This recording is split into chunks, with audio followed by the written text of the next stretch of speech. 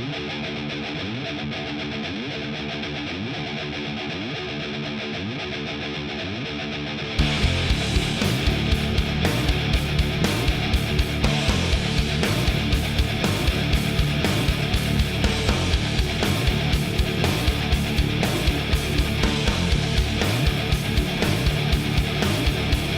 and gentlemen, welcome to the podcast where the number one rule of Raw Underground is no kayfabe. It's lost in the Midcard. Welcome. We are here on a fine first week of August. Holy crap, we're in August already. It means I turn 41 pretty soon. That'll be fun. Lots to talk about. Raw was interesting. We'll have probably some conflicting opinions on Raw. Impact, probably some conflicting opinions on Impact. So it's going to be a fun show. And, of course, we got the rest of the wrestling world to talk about. A few headlines, kind of a slow news week, but one very big piece of information, and considering a great one, and Pigskin happened as well yesterday. So we'll talk about all that, much more. But first, thank you to SpiderDuck.net for being our host, enabling us to be on iTunes, Spotify, and any of your favorite podcasting apps. What you got to do is search for Lost in the Midcard, hit that subscribe button. That way you know every time a new episode comes your way, typically every Wednesday. We're also on the YouTube, so make sure you subscribe. Hit that thumbs up, hit that share button, and all of that. And then hit the little bell icon also, so you know every time you get to see our smiling faces on Wednesday as well. Typically about an hour or two after the audio podcast goes live, our video podcast is done and put up on YouTube. So the links to all of that are on our Facebook page, facebook.com/Lost in the Midcard, as well as Twitter at LITMC Podcast, where we share a lot of the great tweets within the wrestling world. I am your host, Jeremy Bennett. You can find me on the Twitter at JB Huskers. As always, my co-host, he is on the Twitter at Raw F Showtime. It is Mr. Matt Black. Matt, how you doing? Doing all right. Mixed bag of wrestling over the course of the past week. I guess we're going to talk about it all now, and we'll see how much opinions differ. Differ, if you will. Our opinions did not differ on Saturday night, though, did it, Matt? Oh, my God. Talking Shop-A-Mania, as you see in the background, there's I'm blocking Sex Ferguson with my big-ass head, but How dare you. Rocky Romero, Karl Anderson, and Doc Gallows put together Talking Shop-A-Mania for us. Fight TV, only $15 for 90 minutes of entertainment, and Jesus Christ, they entertained us, didn't they, Matt? It was something else. It was definitely something else. I think the Boneyard match was worth the price of admission, and the rest of the show was just I guess I can describe it as a train wreck. That was but I feel like it was designed to be a train wreck. So mission accomplished. Yeah, it was Question mark. It was completely designed to be a train wreck. Yeah. They started things off with they did a little video podcasting intro to start it off, and Hot Carl made a joke that you paid $15 to see a podcast.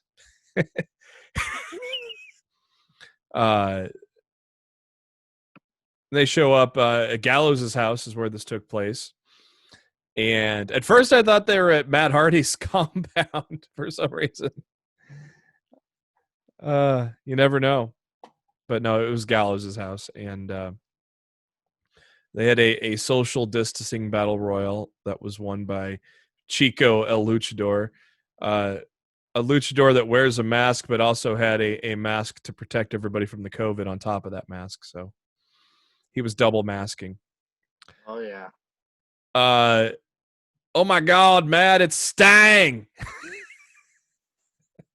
Fucking Stang. There were so many good moments just in that first battle royal alone. Which, I mean, there wasn't really many people in there that we really knew that I can remember. It was almost like the gimmick battle royal full of jobbers, right? Mike Bennett tried to sell Sex Ferguson some pills. Don't tell my wife. How about Nature Boy Paul Lee? I don't know. I think he's a better worker than Ric Flair in 2020. So the ever going headlock. Woo! Woo! Just that fucking cracked me up, man. The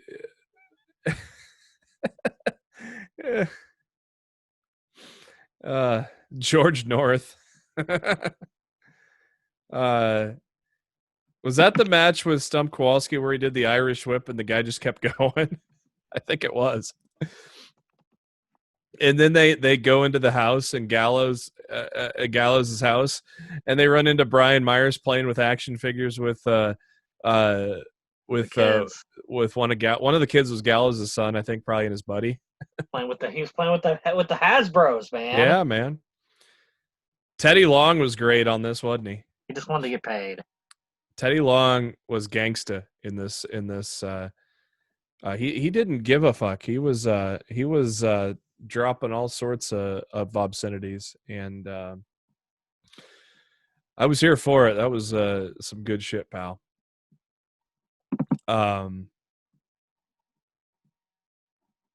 Raven's flock made an appearance. Minus Raven. One was in the wrong gimmick. Oh my god.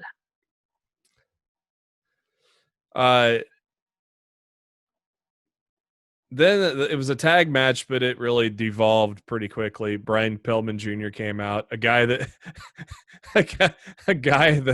was supposed to be like Kimchi, but his name was Rim Job, along with Chavo Guerrero, Cold Stone Willie Mack, the ice cream, not the Stone Cold, Cold Stone Willie Mack. Hey, that's what Mike Tyson called him.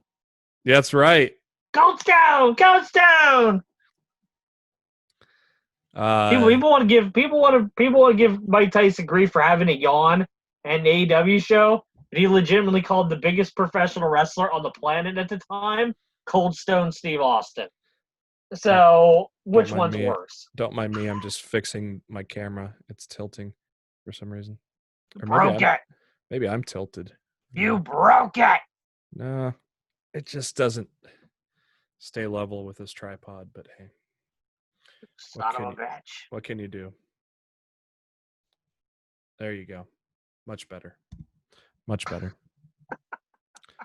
Now it looks like it's tilted the other way. Maybe I'm just tilted. I don't know. As long as I look upright. You're having a tilted evening, pal. Yeah. As long as I look upright. Swoggle came out. What was his name? Swoggle Dona. Yeah. Like Matt Cardona. Like Matt Cardona. Yeah, because they were teasing that it was going to be Matt Cardona coming out. And he beat Rapid Delivery Rory Fox, who apparently lost his pants in a match with Matt Cardona one time. It was on WWE CW. And Ryder accidentally ripped his pants, ripped his trunks off, and exposed his package to the world. His rapid delivery package. Yes. Honestly, speaking of Cardona, so I don't forget. Yeah. I would suggest people go out of their way to listen to Busted Open from today. You can get on the same podcasting platform as you get us on. Fantastic interview with Matt Cardona today. Definitely go out of your way to listen to it. It was good shit, pal. Cardona put out a video kind of late last night as well on the channel. Quick 7-minute video, kind of a ongoing diary of heading to Jacksonville. And then I thought that was really cool. I'm so rooting for him, man. I wonder what housekeeping was thinking when they would see those sheets. It's a lot of Tanner, bro. Yeah, those white sheets were not white. Oh, well. The great part about this pay-per-view was the fact that I think Gallows and Anderson and Chavo should be a commentary team, the backup commentary team for Impact. I would definitely prefer to hear them over Josh Matthews. I mentioned that to Scott Demore on Twitter that you may have a new commentary team, and he liked the tweet. So maybe down the road. And by the way, the Kowalski and North match was still going on in a pool, as well as the Paul E Flair, the Nature Boy Paul Lee. That match was still going on, continuing to do the woo headlocks in the pool. That was something else. It was something. I'm not quite sure what it was, but it was something. I just kept cracking up at the woo headlock.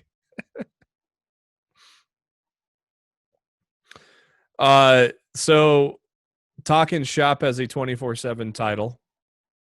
Yeah. That Chico won in the social distancing battle royale. And then he's lifting weights and asked a guy to spot him, and then Chavo took his place and started choking him out, which led to the 24/7 match and your new 24/7 champion Chavo. But oh wait, Chad Too Bad shows up and takes the belt from him right away. Enzo came out, transitional champion. Yeah, Chavo. Enzo came out and said he lost money by attending the show, and I liked Enzo's his promo on there. I kind of liked it. I thought it was funny as shit.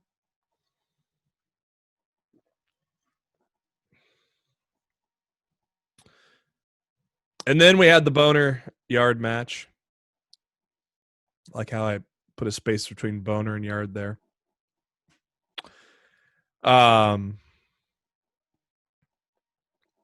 What was there to say about that?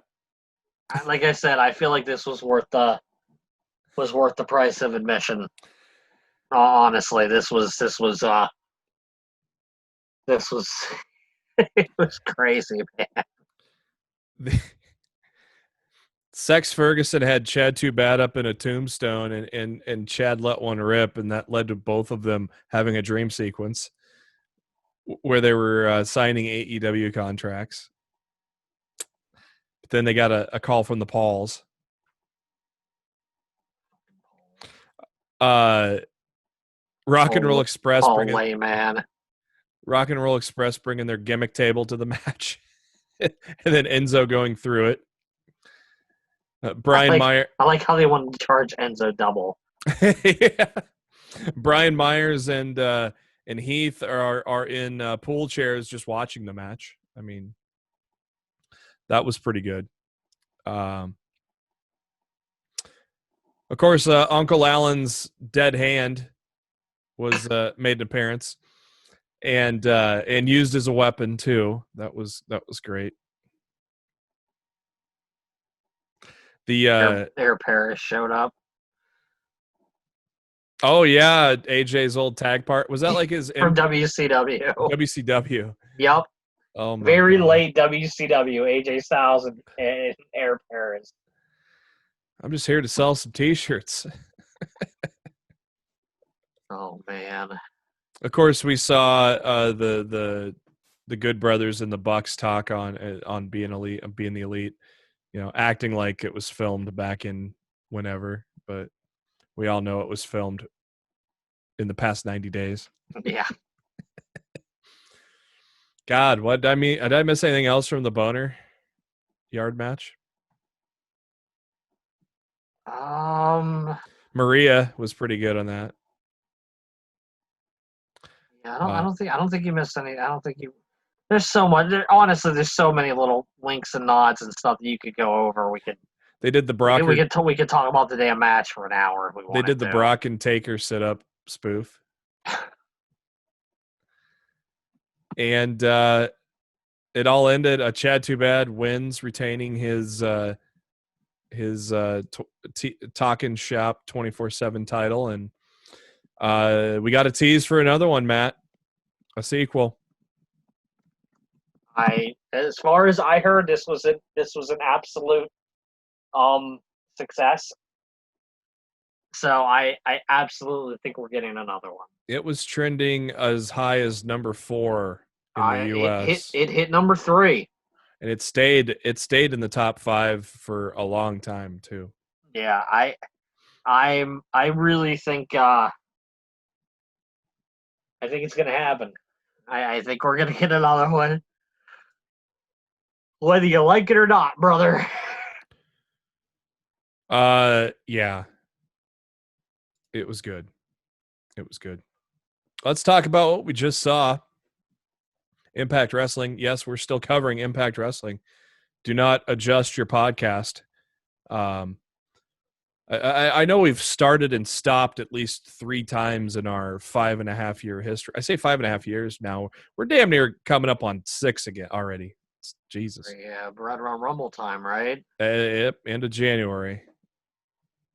Never forget, Roman Reigns winning the Rumble, and they couldn't have even The Rock couldn't even save him from the booze. We kick things off with TNA World Champion Moose against Heath. Of course, Scott D'Amore told Heath if he defeats Moose, he will open up a roster spot for him.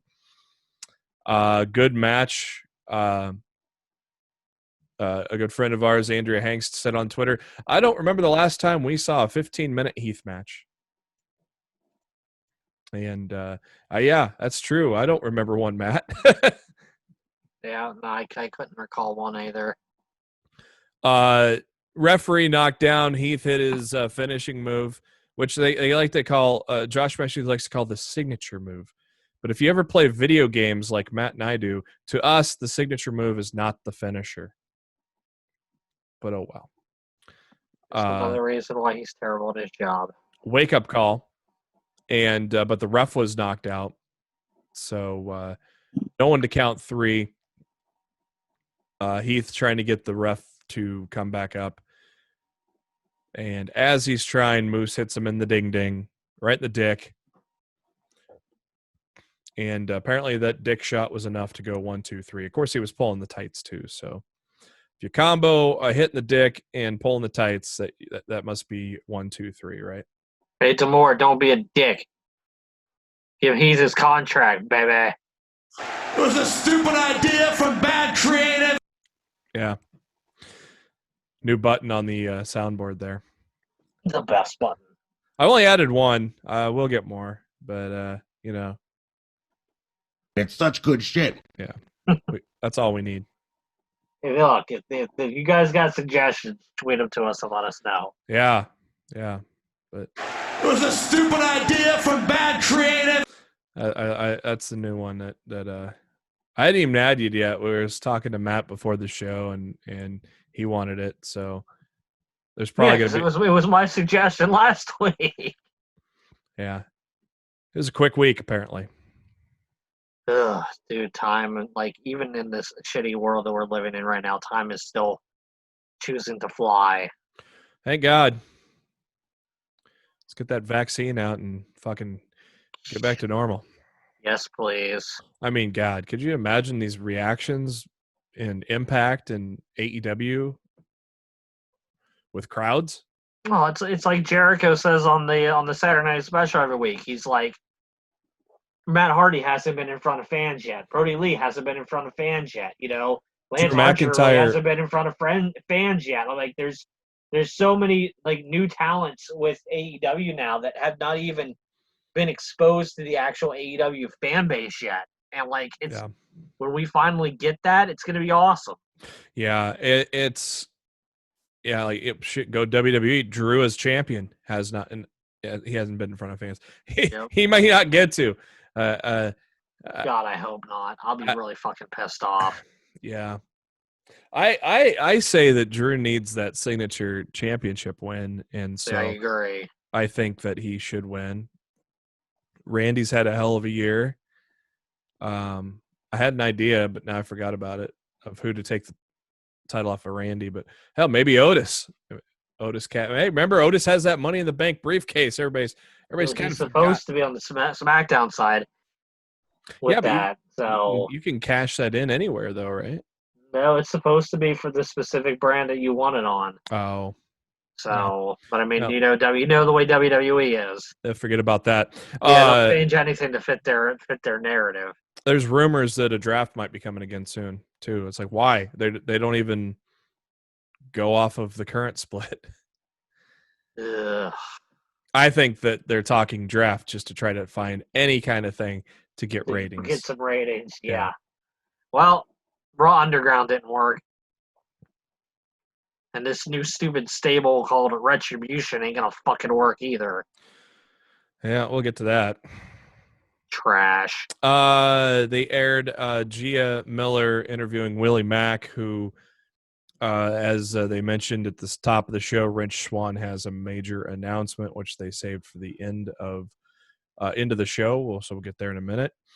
They have announced that there is going to be a pay-per-view like edition of Impact coming up, a 2-week special called Emergence.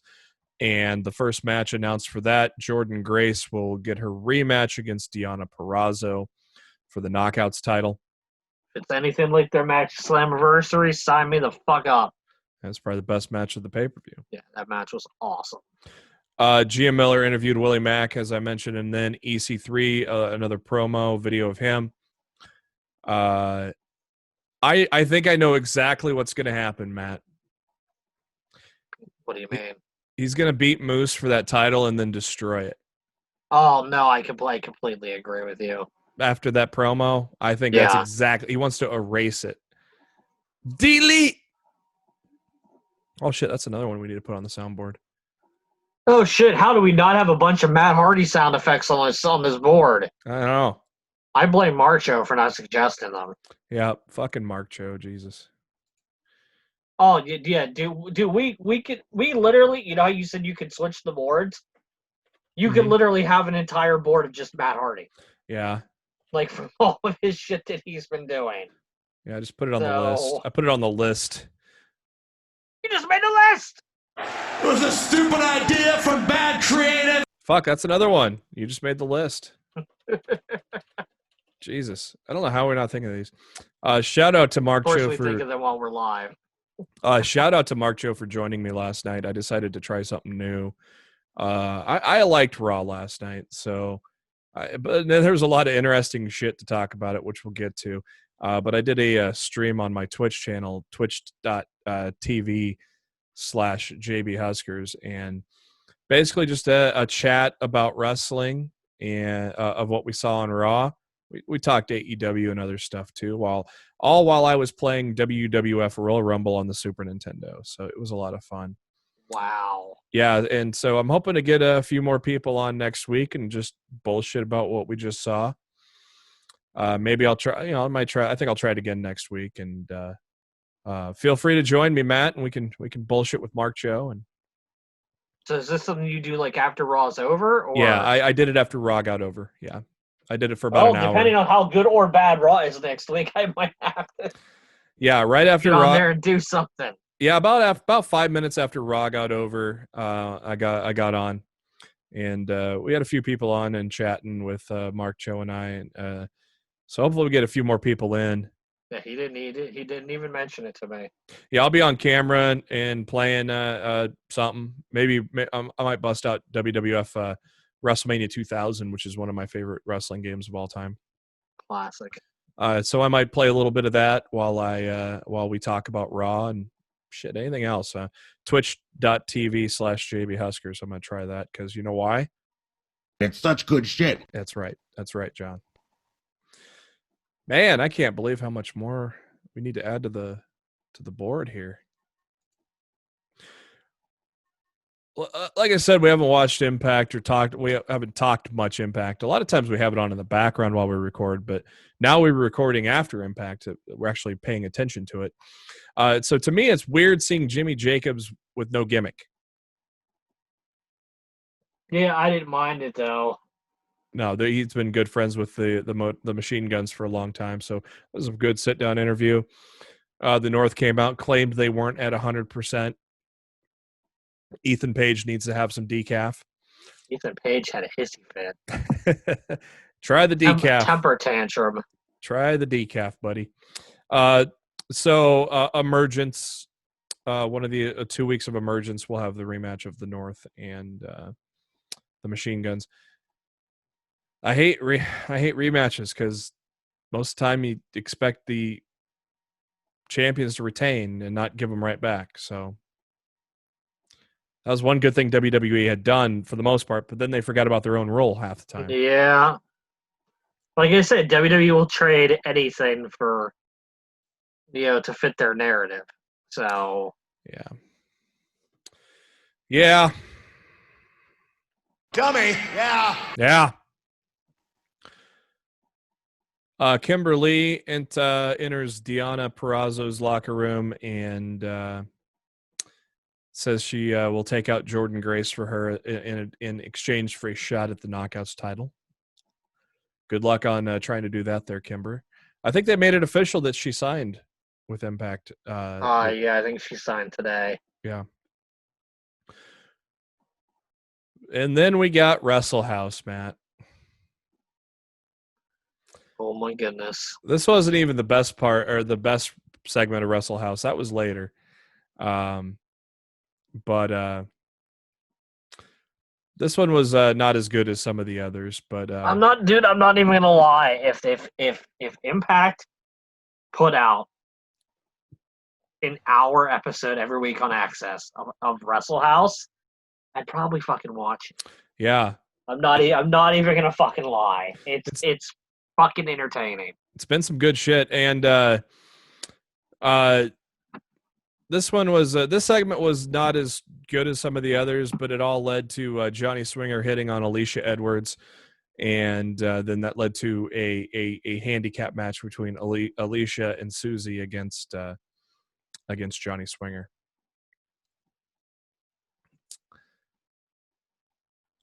Johnny Bravo was cleaning up, and Kylie Ray introduced herself, and told Johnny that they can't leave the house until Bravo takes the hint. So he was going to leave. So we think. Flashback of Brian Cage and Sami Callihan in the steel cage when Callihan won the title. Which was funny that they showed that and then had him be the challenger for Eddie Edwards this week.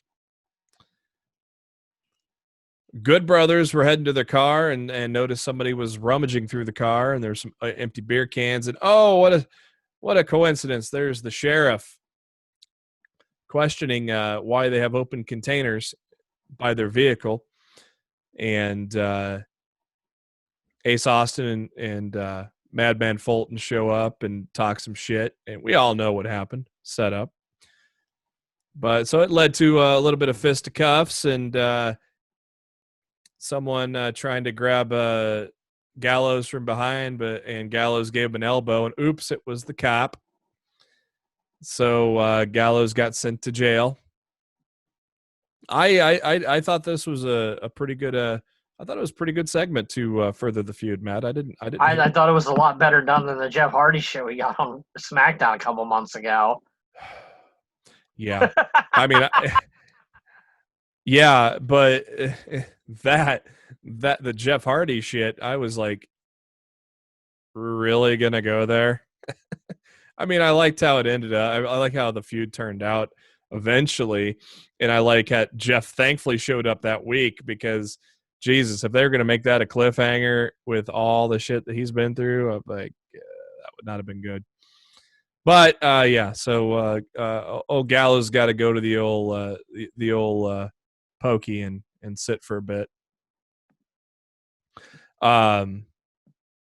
Eddie Edwards, of course, issuing an open challenge for the Impact World Championship every week, and Sami Callihan answered it, which was why I was laughing at the fact that they're showing Sami winning the title in a flashback before.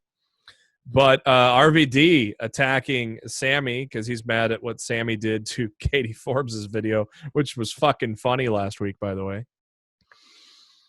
But a battered Sammy continued on and wrestled Eddie Edwards. Decent match. I thought it was pretty good. But Eddie Edwards is still your champion. No surprise to anybody there. Yeah, like it wouldn't have made sense to take it off of him that quickly. You know, and I don't know who should take it off him right now. Rich Swann. When they get to that point, that's who I'd do. That's who I'd have do it. I'd have Swann come back and beat Young, and I'd have him take the title from Edwards. I bet you Swann comes back to beat the shit out of EY at Bound for Glory. Yeah, I bet you it'll be like EY and Edwards for the title, and Swann will cost EY the title. Yep. And then they'll swing into a feud, and once Swann's done with Eric, he'll get his title shot. And yeah, put the title on Swann. Like I wanted him to put the title on Swann at Slammiversary. Yeah. But it didn't happen. So, but I got faith that they're smart enough. They know they've got a star in him. So I think that would be more on him in a little bit as Swann closes the show. We'll get to that in a minute. But first, Russell House. Ty and Rosemary looking for Johnny Bravo, and Kylie says they left and they wondered why, and she said why, and Rosemary started screaming, shrieking very loudly, and for Tommy, because Tommy shows up and it's match time. Kylie and Rosemary, and Kylie Ray pulls the got your nose trick on Rosemary. So stupid that I laughed my ass off, Matt. It was something. So then I mentioned on Twitter that next week Kylie should do the old tap on the shoulder and go on the other side trick, So if that happens, Kylie said next week on Wrestle House. So if that happens, yours truly was the creative force behind the next trick that Kylie does on Rosemary. It was a stupid idea from bad creative. Just wait, Matt. It might happen, and I'd be the force behind that.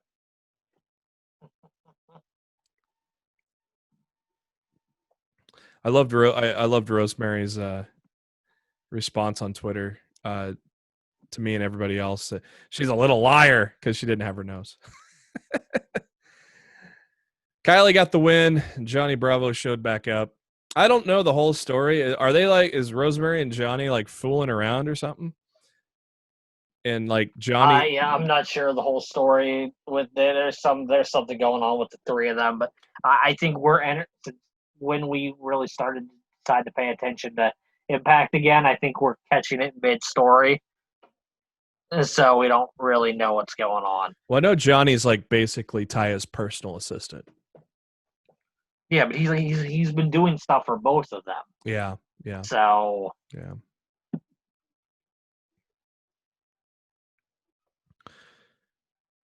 Good brother Karl on the phone with Gallows, telling him he'll get him out of the pokey as soon as possible. Ace Austin and Madman Fulton show up and beat the shit out of Karl. Again, what they've done with that feud that's a good feud for the Good Brothers to start off on Impact. Hernandez is hiring Reno Scum to get his money back from Rhino. We got a tag match between Chris Bay, Rohit Raju against TJP and Fallah Bah. The big story here is TJP pins Chris Bay, which should lead to a probably good X Division match, right, Matt? Oh yeah, for sure. Rich Swann comes out in crutches and basically cut a tremendous fucking promo and retired, and the whole babyface side of the locker room came out and surrounded the ring, pounded on the mat. The Rascals and Eddie Edwards helped him out of the ring. and let him walk up the ramp alone, Matt. I know why. I mean, so he could turn around and pose, but we all know what was happening. Mel didn't know what was going to happen, but EY comes out and just clocks Rich Swann and takes the crutch to his injured ankle once more. And that was a great. I mean, from promo to EY coming out and the baby faces coming out and the emotion Swann showed. It was a great overall a great ending, wasn't it? Yeah, it was good shit, pal. And we already kind of told you what we think's going to happen. Yep. Got ahead of ourselves a little bit. We do that a lot. But yeah, well, that's why you love us.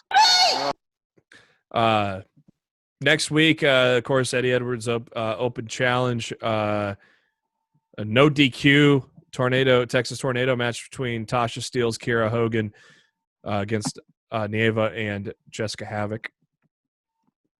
And Kimberly against Jordan Grace, or what's announced for next week already. AEW this week. We kick things off with the massive 10-man tag between Inner Circle.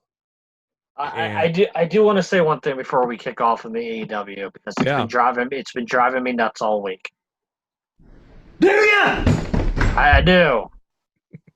I don't like the fact that they said something about what's the British guy's name? Jimmy Havoc. They said something about Sammy Guevara. But the whole thing with the old Pro Wrestling Guerrilla video that came out with Excalibur and Kevin Owens on there saying not too nice of words on a scripted wrestling show, mind you. And, it was 15 years ago, and WWE sure as fuck didn't punish Kevin Owens because he was on Raw on Monday. Yeah, I didn't even hear about this. I want an actual statement on what's going on with it. What's going on with Excalibur in AEW right now? Because look, I love Taz. I do, but there's something about the chemistry of Shivani, Ross, and Excalibur, and I feel like that was a missing piece of Dynamite last week. So I know nothing about this. I must have missed this. Yeah, apparently some footage of an old PWG show came out from like 15 years ago that had Excalibur and Kevin Owens using the N-word to talk about their opponents. Oh. And they were both of, African-American descent. But one, I want to say this is 15 years ago. And two, it is on a fucking scripted wrestling product. Like, this wasn't like... Let's not forget Vince said that word too on a scripted wrestling product. Yeah. So, like, I heard about this like Wednesday afternoon. And I'm like, oh Lord. I'm like, well, I didn't know what was gonna happen. And as soon as I saw that Excalibur wasn't on Dynamite on Wednesday, I'm like, fuck. And he hasn't tweeted since last week. It's been almost a week since Excalibur's tweeted. Tony Khan, who normally is right on the ball about being transparent and open about this shit, hasn't tweeted about AEW in a week. His last tweets about AEW were last Wednesday at the end of Dynamite, and he hasn't tweeted since until today, until his little soccer team won something today that I don't fucking care about. Well, yeah. Well, we'll talk about that later. So now it's just like everybody's gone radio silent. I know it's Shivani and Taz doing Dark tonight. The post-game show that AEW does when they're taped every other week on YouTube, that's normally Ross, Taz, and Excalibur. Tomorrow is now Ross, Taz, and Shivani. And everybody's just like, we're not talking about it. But I think we need to fucking talk about it. I think we need a fucking transparent explanation. I want to know, has Excalibur been fired? Is he going through sensitivity training for a month? Like what the fuck's going on? And I think this is something that needs to be addressed. I think AEW needs to come out and say something. And Yeah. I don't like the fact that the company right now is trying to sweep this under the rug. Yeah, this is the first I've even heard of it. I just figured maybe Excalibur was sick, precautions. But you got to keep in mind, like a couple weeks ago when Shivani's COVID test didn't get back in time, they immediately explained his absence from the program that week. Yeah. They didn't mention Excalibur at all last week. It's like the dude didn't even exist. And I'm just like, dude, this is some fucking shitty ass shit right now. So. Huh.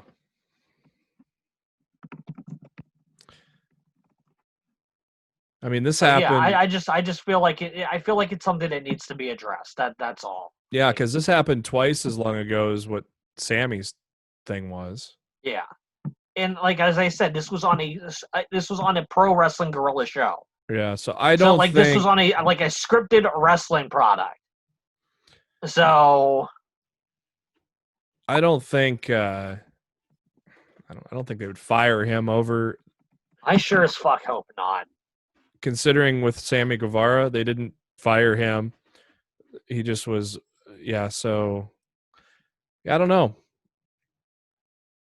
Yeah, I don't know why Tony's not said anything.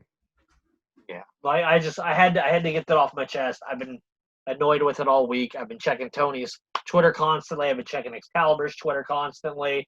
Like, I don't like the fact that like this is being swept under the rug, and I feel like this is something that needs to be discussed. And I feel like as the AEW fan base, we deserve some clarification as to what's going on right now. Let me tell you this.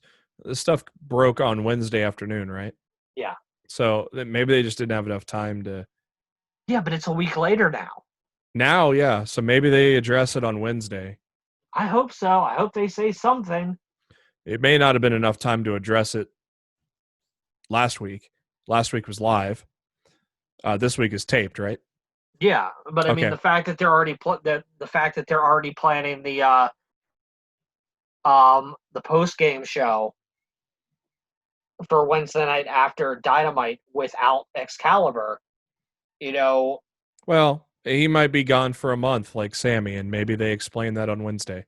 I hope so. Just because if that just broke on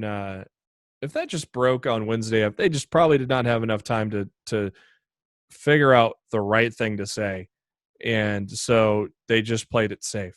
And so but they probably the thing is they never touched on Sammy's absence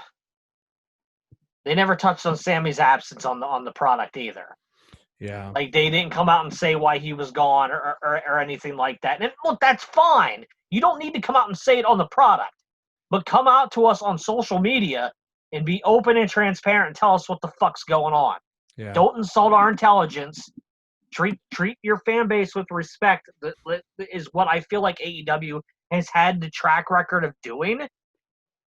And I want to know, as a fan of the product and of Excalibur on commentary, I want to know what the fuck's going on. Because clearly WWE didn't see any issue with it, and Kevin Owens was allowed to be on Raw on Monday. A lot on Raw. Yeah, he was on Raw a lot, and he's going to be on Raw next week. You know, and for all we know, they write him off against Randy Orton, but I don't foresee them doing that. I don't foresee them writing Kevin Owens off of television. And somebody shouldn't be expendable just because they're a commentator and not a wrestler. That's just that's my opinion. Yeah. Well, I guess we'll find out tomorrow. Yeah, like I said, I didn't even hear about that, so.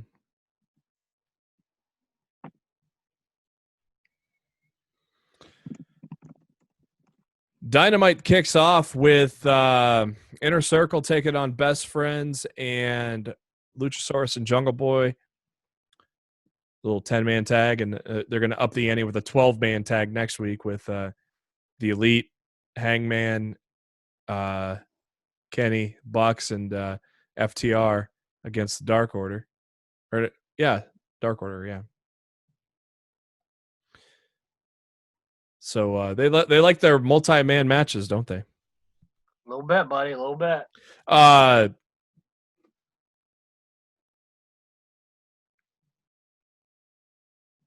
John Moxley backstage cut a little promo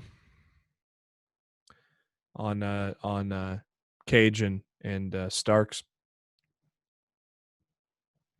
and we got the open challenge for the TNT Championship. We already knew this ahead of time. Cody taking on Warhorse, and what did you think of Warhorse after you got to see him for the first time, Matt? I felt the match got better as it went along. I felt he had a little bit of nerves at the beginning. Honestly, it reminded me a lot of watching Cody and Sammy on the first Dynamite in DC. Yeah. I felt Sammy had a lot of nerves in like the opening minutes of that match, and he settled in, and the two of them got into a groove and really had a great match. I felt very similar about this one. Yeah. I definitely felt like the nerves were getting to Warhorse in the beginning. And once he settled in, I thought him and Cody had a really good match. I enjoyed it. I don't know if I would go out of my way to say that AEW should sign Warhorse. I feel like, to me, in the climate we're in right now, grab another couple women, grab Miro, and, be done hiring, until all this shit blows over. But that's just me. Look, Warhorse, I feel like he'll be there. I don't feel like that's somebody that WWE is going to go and pick up. Maybe Impact or Ring of Honor when they start again, maybe. But I can't see like WWE swooping in to sign Warhorse. No. So, I think it's either AEW or Ring of Honor. Yeah, I don't know if Impact would sign him, but I feel like he'll be there when the time comes. If AEW wants to, extend a deal to him. You know what? They can even bring him in on a per date thing. Yeah. Like they use the lower talents on Dark, and that they have their bigger talents beat the lesser unknowns guys, and have them collect a paycheck that way.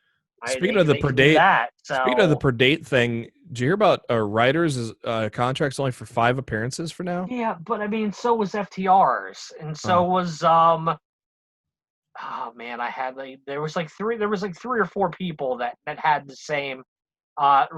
Ricky Stark's thing was going to be something similar to that.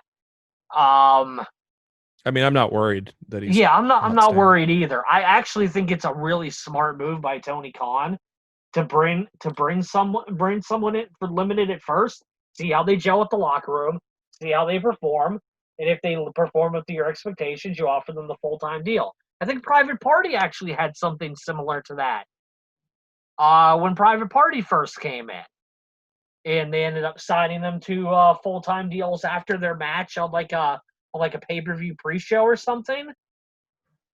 Like this is honestly, this is a standard thing that Tony seems to be been doing for AEW the whole time.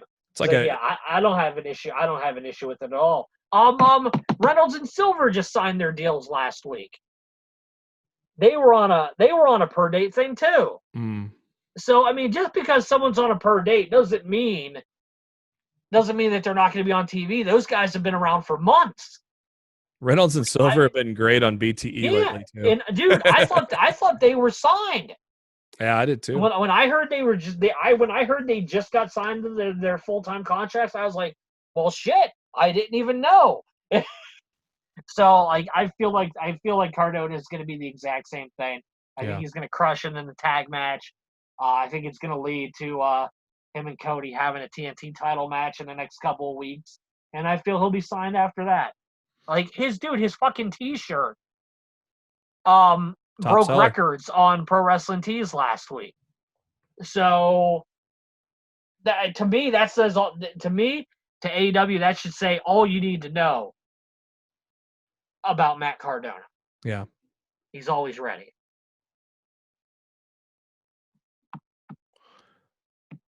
I think Cardona beats him for that title, and that's when Cody turns heel. That would be amazing. After Cody and Warhorse, Dark Order came out. And boy, we're getting ahead of ourselves again. Who makes the save for the Dark Order attack on Cody? Matt Cardona, who might have set a record for ripping a shirt off, and that was impressive. If you watched on Matt's channel, he posted a video that we just I think we talked about. I don't know if we talked about it on the air.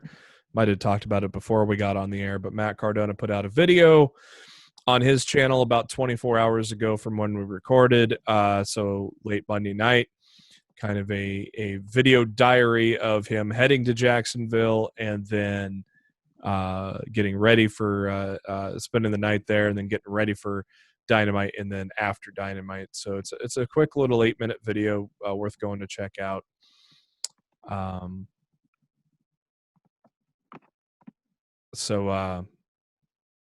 Yeah, I mean,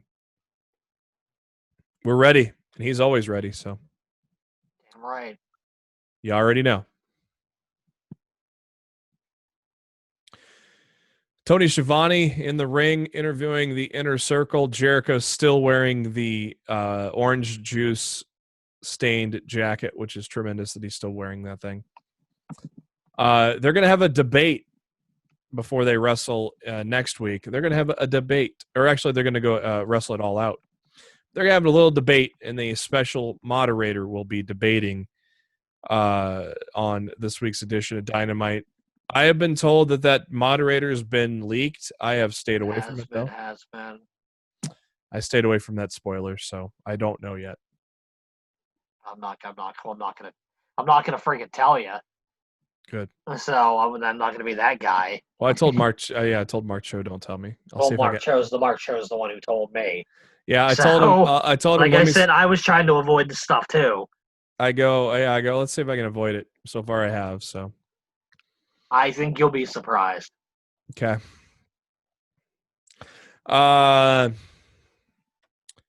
FTR with Tony Schiavone and AEW Legal moderating the contract signing. They bring in Double A Arn Anderson.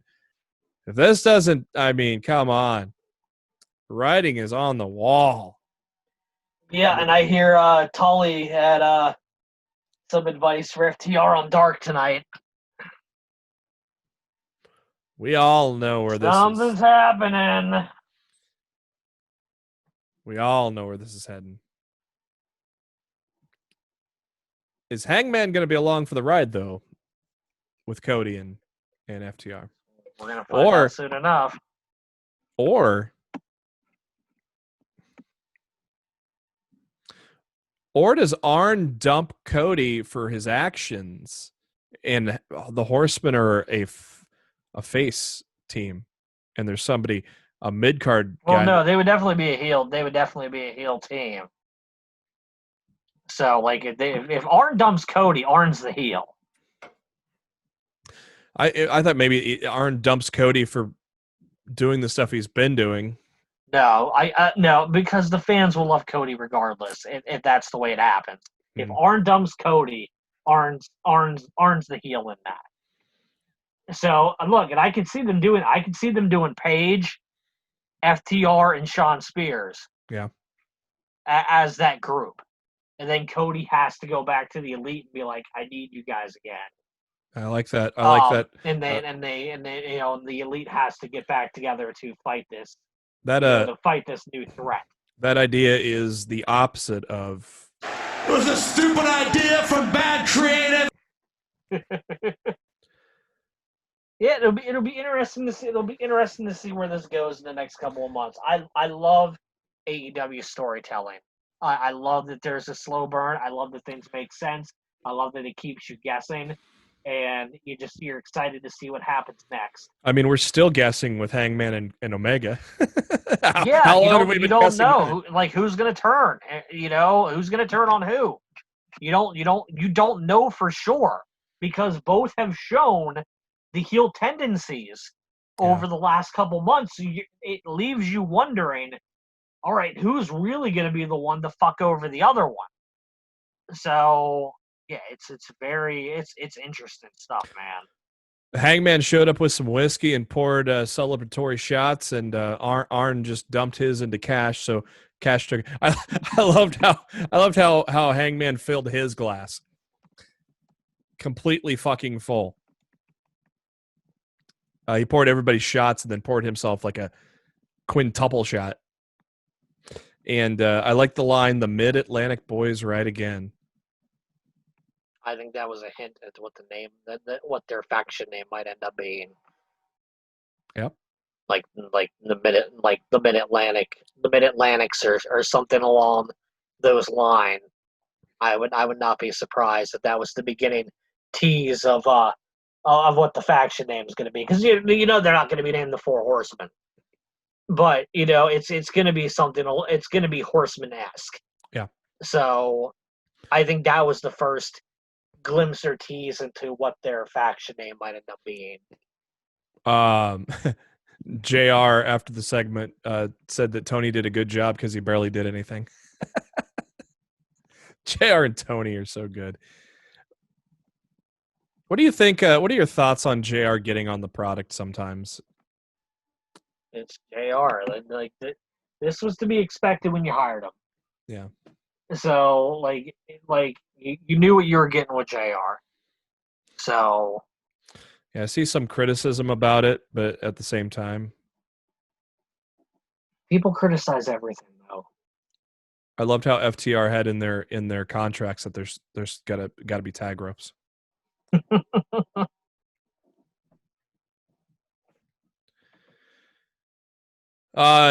Dark Order, Uno and Grayson. Uno's getting in some good shape now, isn't he? Yeah, he's definitely a lot slimmer than he used to be. Yeah.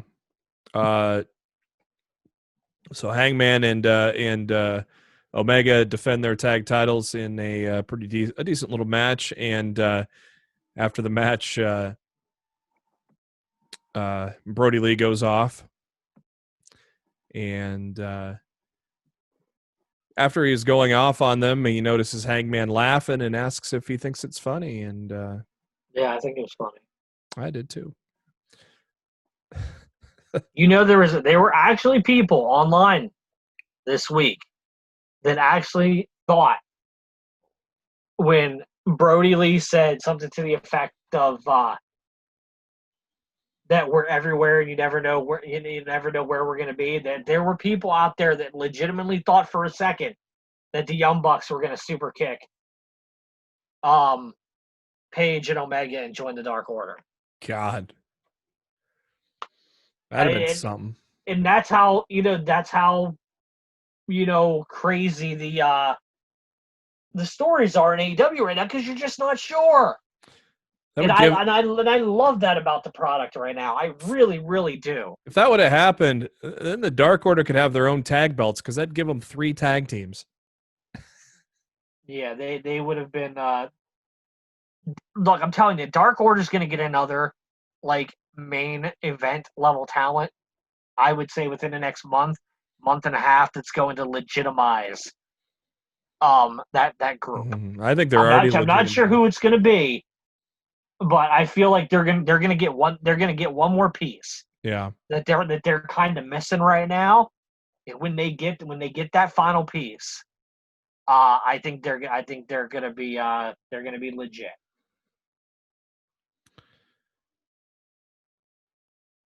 Is it going to be a mid-carder or like a main eventer, and Brody just doesn't wrestle as much anymore? I'm not sure, because I'm not sure who to place in there. My mind keeps going to Miro, but I don't want him in that type of act when he comes in.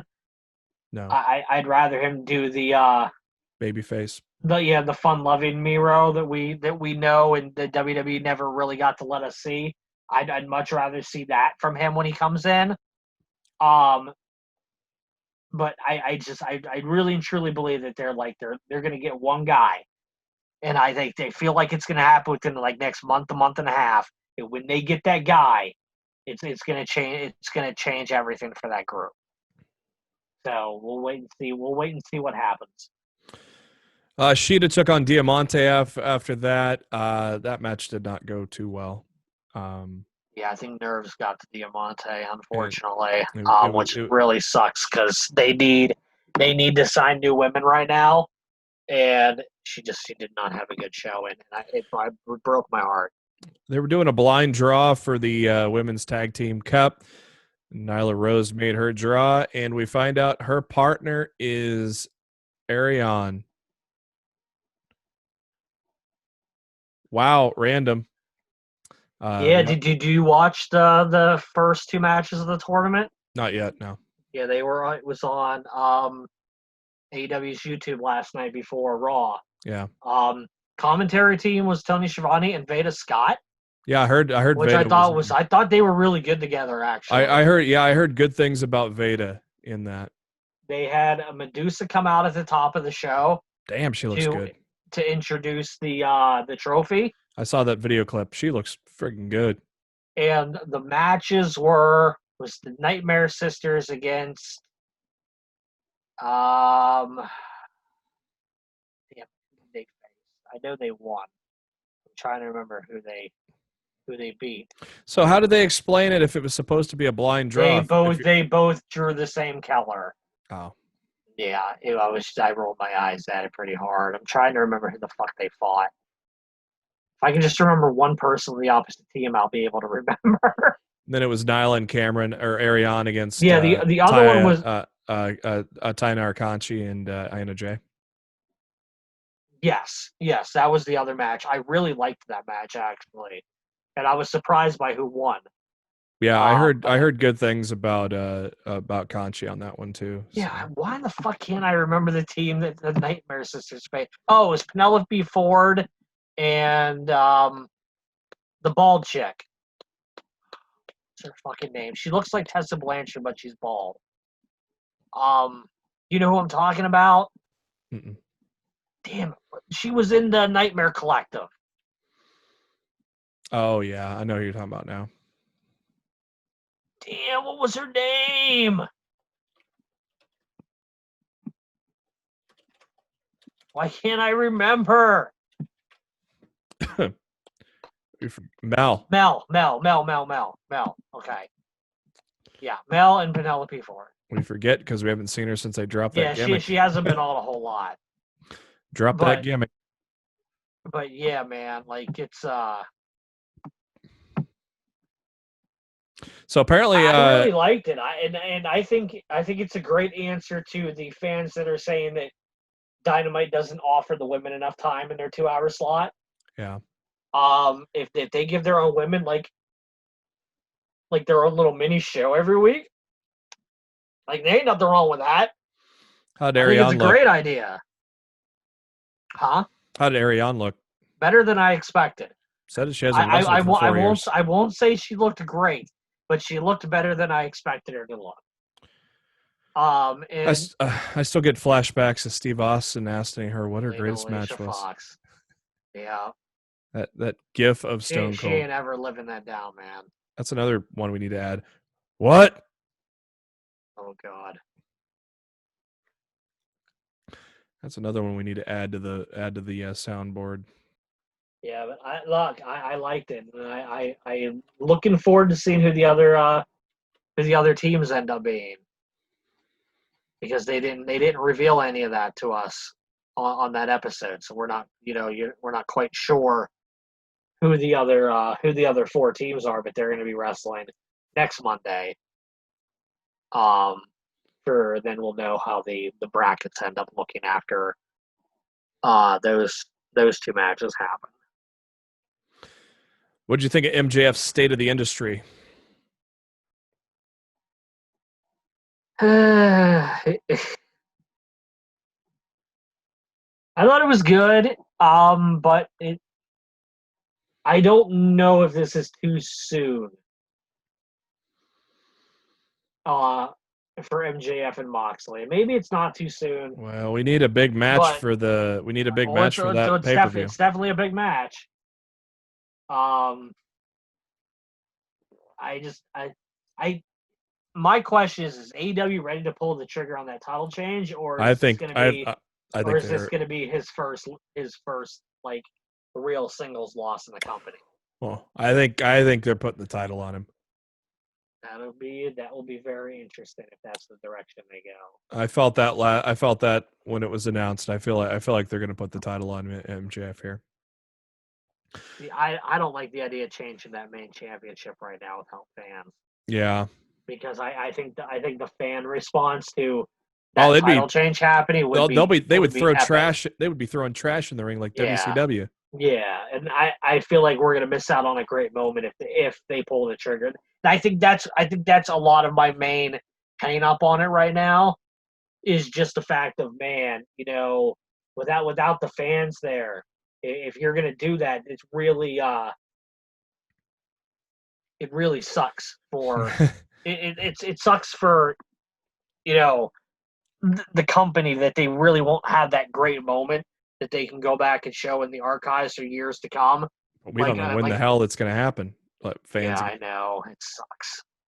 Everything sucks, JB. Daggone it. I blame Marshall.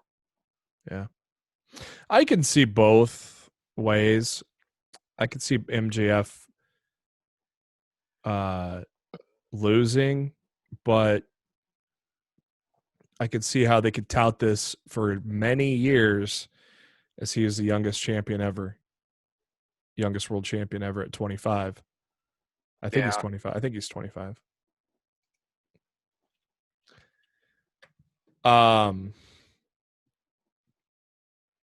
24. Shit. He doesn't turn 25 till March. Long-term booking. I see MJF winning the title at All Out, and somewhere down the line, a babyface Cody earns his way back to getting the title shot at him or something, See, I feel if MJF wins the title, it is absolutely going to be either Page or Omega to take it from him. Yeah, I don't know. I didn't say Cody. It's going to be whichever one, and it's going to be whatever one doesn't turn heel. Yeah, I didn't say Cody's going to win the match. I said he's going to get. Then I don't want to see it then. I don't want to see Cody face MJF again, only to lose again. Like if Cody ever really somehow works his way into the conversation to be AEW World Champion again, especially if it's against MJF, there's no way I want to see that match where Cody loses again. Well, when I brought this up, my initial thought was Cody was going to win, and I'm saying I'm saying long-term booking. I mean, so yeah. MJF but how long do you expect MJF's title run to be? Well, I'm not saying Cody. Like I said, long-term booking. This could be Double or Nothing, or next year All Out when Cody wins. I mean, I'm talking long-term for this whole title. The way the title shifts. Yeah, true. I'm not talking immediately Cody gets into a story with MJF. I honestly would book, if we're talking long-term booking, I have MJF win the title at All Out for Moxley. I have MJF's first title feud be with Jungle Boy and have them redo that again. And then have him defend it one or two more times, and then the Cody story happens, and the long road, and make it a long road for Cody to work his way back to be able to compete for that title. And like I said, when I brought this up, my initial thought was Cody takes the title off of him. So, I mean, fuck, MJF's 24. a short or long title reign, it's not going to matter for this kid. He's going to have many more. So he could have a short one or a long run. And it's not going to matter.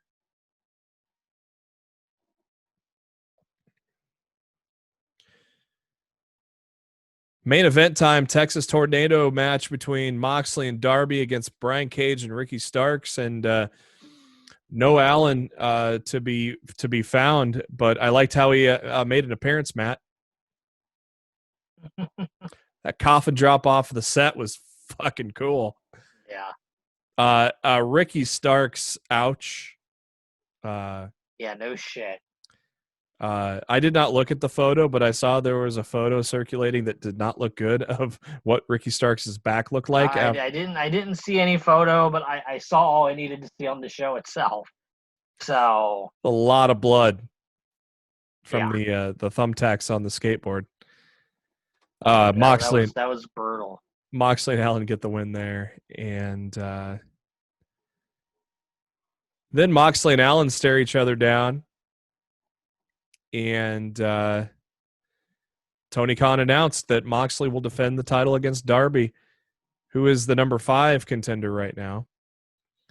I kind of don't get that how the number 1 guy doesn't get the next shot, but I think the way that they're playing it is anybody in the top 5 rankings is eligible to receive a title shot. Okay.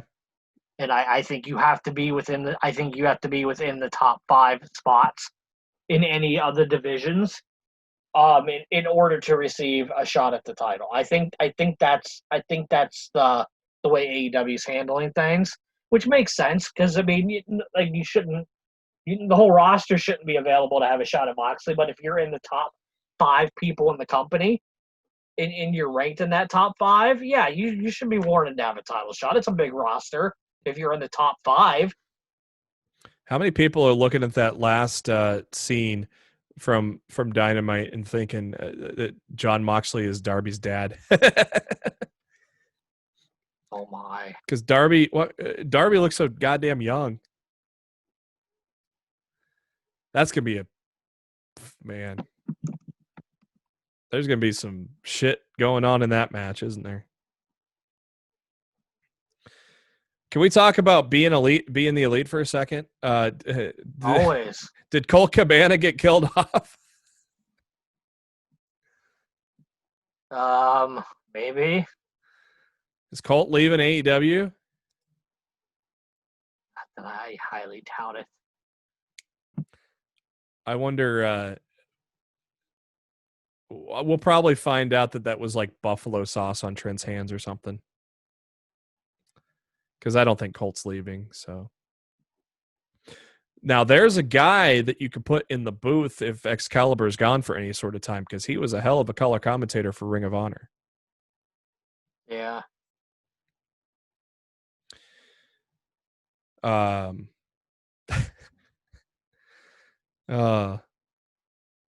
Brody Lee throwing the Bible at Silver and Reynolds. And Uno getting the papers. Or no, who took the papers? Reynolds took the papers this week, didn't he? Yeah, I think so. So next week, or tomorrow, I mean, next week. It feels like you say next week because we just covered last week's Dynamite. But tomorrow on Dynamite, or today as you're listening to the podcast, as I mentioned, Moxley and Darby for the title. Big 12-man tag between FTR, the Elite, and the Dark Order. A debate is what they're calling it, with Jericho and Orange Cassidy, special guest moderator. Cody and Matt Cardona. So we get Matt Cardona's in-ring debut, tag match against Silver and Reynolds. It's funny. That's how many people are in the Dark Order, Matt. You get a 12-man tag with the Dark Order, and you still have 2 more guys that can do another tag match. Yeah, a lot of people in that group. And tag team grudge match, Proud and that's weird. I haven't heard them called Proud and Powerful in a while, but the website calls them that. Santana and Ortiz taking on the Best Friends. Yeah, they don't call them that anymore. And it looks like we'll hear more from MJF So it should be a good Dynamite tomorrow. Because Matt. of course we will. Why not? He's better than you, and you know it. NXT this week kicked things off with a pretty damn good tag team match between Io Shirai and Tegan Nox taking on Candice LeRae and Dakota Kai. With Io and Tegan getting the win there. They took a look back at Adam Cole on the Pat McAfee show. Yeah, that's a shoot, isn't it, Matt? Yeah. And I heard Tegan Nox came out. I just heard that the other day. I did not know. I did not realize that had happened until I heard about it yesterday. I think it was so. So I didn't know about it until right now. So, yeah. Okay. Yeah. Johnny Gargano and Roderick Strong gave us a nice classic there. They interviewed Dakota Kai. And Rhea Ripley interrupted that, so we kind of get an impromptu number one contenders match with those guys this week's NXT. Shotzi Blackheart took on Mercedes Martinez, with Mercedes getting the win there. It was a pretty quick match. Got a win for the Robert Stone brand, Matt. Better late than never. Maybe. Keith Lee called out Karrion Kross, but Cameron Grimes answered it instead. And Cameron got beat up. Then the lights went out. What do you do with this, with Karrion Kross? Because, God, you can't take the title off of Lee so soon, but you can't really have him lose. It's too much too soon. Honestly, I think they're shooting themselves in the foot. It's kind of, I mean, AEW kind of did that with Brody Lee. Yeah. Did with Brian Cage too. Mm-hmm. I don't know. I don't know wrestling's obsession lately with taking the big guy and immediately shoving them in the world title picture. I feel like this is something that could be slowly built upon. But what the fuck do I know? Somebody mentioned that. I saw on Twitter or something. Somebody mentioned that they're like, yeah, AEW bringing all these stars in and they lose their first match. It's like been a pattern. You know, I don't really see anything wrong with that. Riley and Fish lost their first NXT match with Aleister Black too. Yeah. Before they formed the Undisputed Era. I mean, they turned out okay.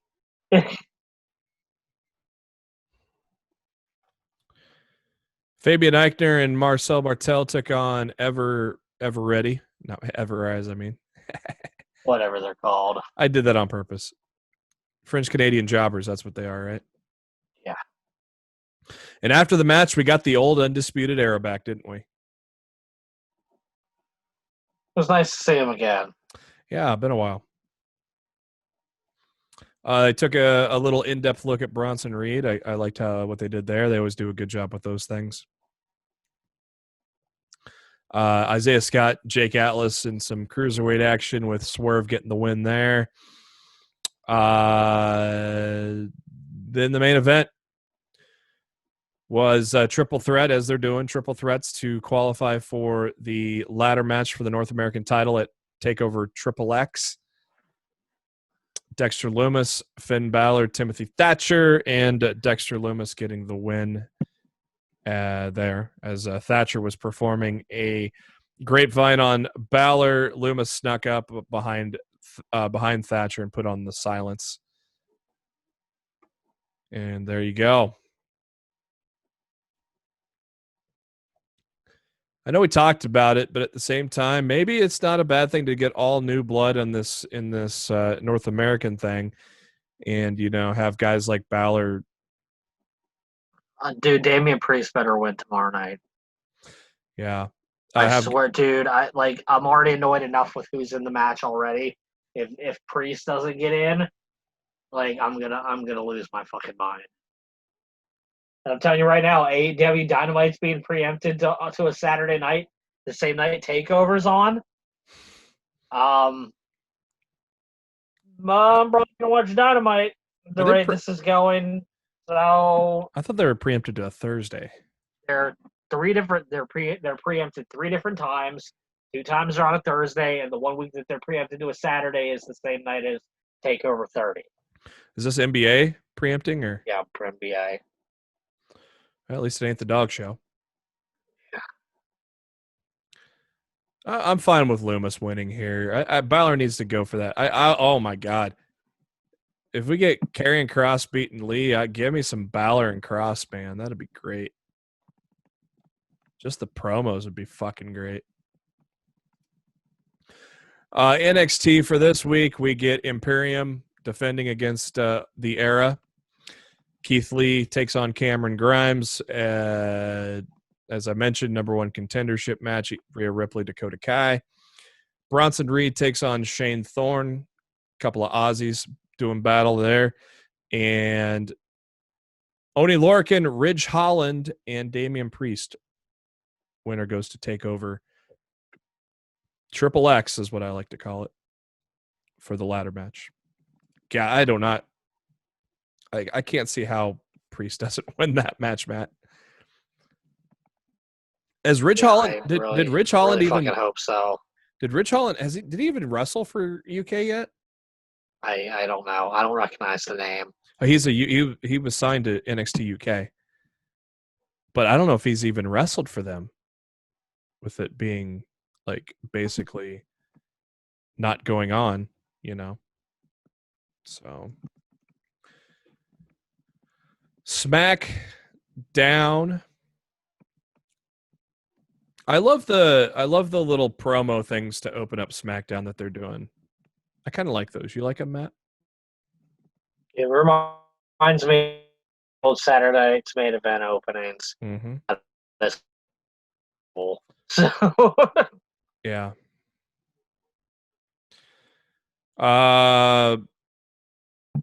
Started with the Firefly Funhouse match, and then led to AJ Styles and Grand Metalik having a pretty decent match for the Intercontinental title.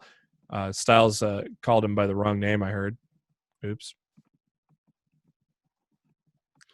But no surprise, Styles retaining there. Jeff Hardy cutting a promo after winning the bar fight, and King Corbin showed up to interrupt that. And then Gulak showed up and hit Corbin from behind, which led to Corbin and Gulak. After the match, though, old Shorty G turning heel. Hey, if that means we don't have to call him Shorty G anymore, I'm all for it, Matt.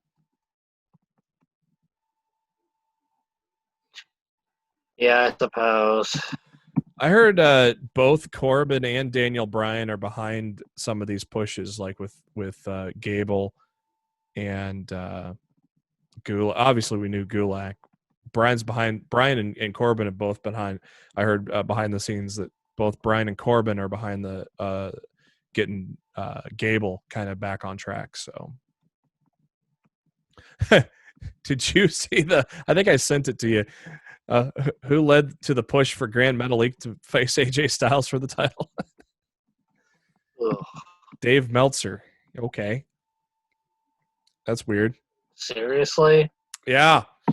Dave Meltzer was the reason behind Grand Metalik's push to be in for the Intercontinental title. What's the reasoning?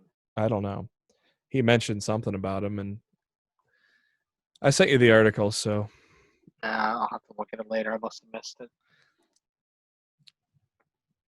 Of course, we're starting Big E's big singles push, and he took on a former world champion in Miz, and a good 14-minute match with those guys and defeated him there. So obviously Big E is going to be on a roll. Looks like, wow, that SmackDown tag division so deep. We're going to have Cesaro and Nakamura feud with the Lucha House Party. How excited are you for that? Not really at all. Lacey Evans, Naomi, yeah. Otis is back. Mandy's back. And that was quite the attack by Sonya Deville, wasn't it? I just want Mandy to shave her ass bald at SummerSlam. It's happening. It's gonna happen. It's gonna happen. I can't wait to see some Mandy with some short hair. No, I want Mandy to shave Sonya's hair. No, now. Well, I don't think they cut enough of her hair off for it to really be that bad. You don't think so? Maybe I'm wrong, but it didn't look like it was a ton of hair. Yeah, Sonya's gonna lose her hair at SummerSlam. Guaranteed, man. Book it. Needs to happen. Such good shit. Thanks, Box. Second week in a row, we get lipstick as a weapon. Lacey Evans got her face plastered with lipstick, and then Mandy did by Sonya this week. And then Bayley and Nikki Cross for the SmackDown Women's Championship. This was not the story, though. The story was The Fiend putting the mandible claw on Alexa Bliss to end the show. What'd you think of that one, Matt?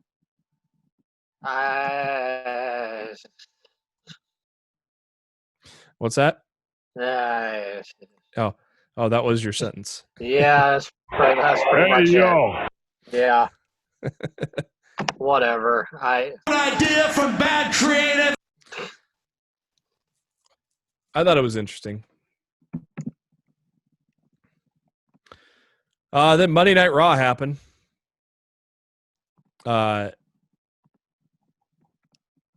Lots of reports of Vince changing a lot of shit and everybody on edge and not happy right now. Go figure, right? Yeah. Shut up! So we kick things off with Apollo Crews. Welcome back, Apollo, from your COVID vacation. Taking on MVP and gets the definitive win in a 10-minute match. So Apollo now holds the new United States Championship belt. Lights were flickering all throughout the match, and mics were cutting out all night as well. And then it seemed like Vince kind of just forgot about it, huh? Because they teased this whole new faction coming in, and so we figure, oh, this faction's behind it, and it's like, oh, these could be the antics of maybe the Undisputed Era. And then all we get from this new faction is them throwing a Molotov cocktail onto some generator. Yeah. Apparently, now the group is called Retribution. This came out today by the WWE, and they will have more next week. But seriously, you tease this, and that's all you show.